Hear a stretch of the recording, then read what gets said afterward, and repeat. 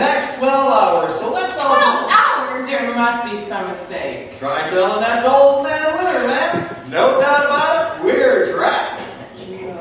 What about cars? Can cars still get in and out? The only thing that's getting in and out of here is a moose, or maybe a bear. Some small wildlife, perhaps. Birds can fly in and out, unless there's a strong wind, in which case their fragile bodies... I think you answered my question. Thank you. Has anybody seen a telephone? I need to call home and make arrangements for somebody to stay with my kids. How old are they?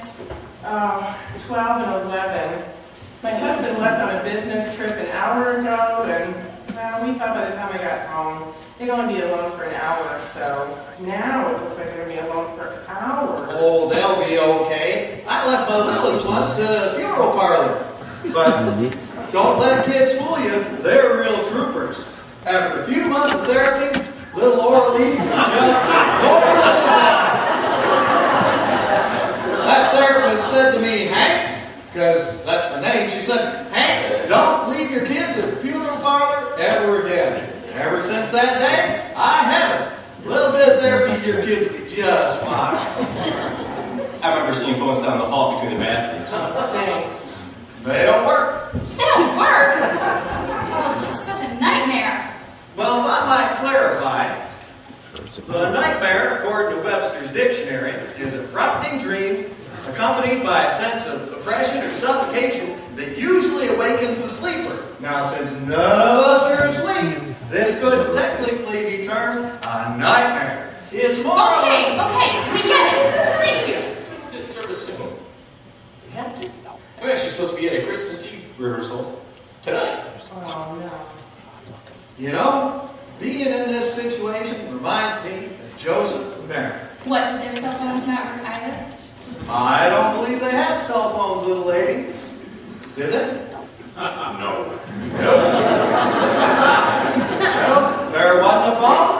There wasn't a doctor. There wasn't a bed, Well, there was a manger. but a manger's not exactly a bed. Well, it could serve as a bed. Have you ever heard anybody say, I'm tired, I'm going to manger? I can't say that I have. I've been known to say it a time or two. No one has ever said, I'm going to manger. I think what you're all trying to say is that the condition is less than perfect for a child to be born. That's exactly what I'm trying to say. But you know, that little baby Jesus came into the world just like all them smart guys said he would in the Old Testament. What's smart guys? Well, you know, them smart fellas that knew all kinds of... Oh, boy. What did they call themselves? Psychics, that's it. No. They were called prophets. Prophets of doom, that's it. Yeah. No. Prophets of God. Prophets of God, just what I said. You know, I've never gotten into this whole prophet thing. Some guy, thousands of years before Jesus is even born, says he's going to be born. It doesn't make any sense. How can someone say when or where somebody will be born? In the Old Testament, God said that. Actually, in the Old Testament, God spoke directly through the prophets to communicate with people. It was God's plan to take on human form, Jesus.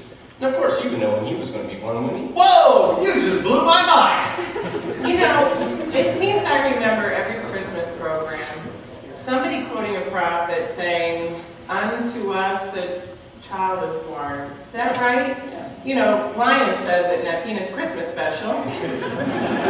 Indeed he did. Good old lines. But it's actually from the prophet Isaiah, the scripture. For unto us a child is born, to us a son is given. And the government will be upon his shoulders. And he will be called Wonderful Counselor, Mighty God, Everlasting Father, Prince of Peace. It's from the book of Isaiah, chapter 9, verse 6.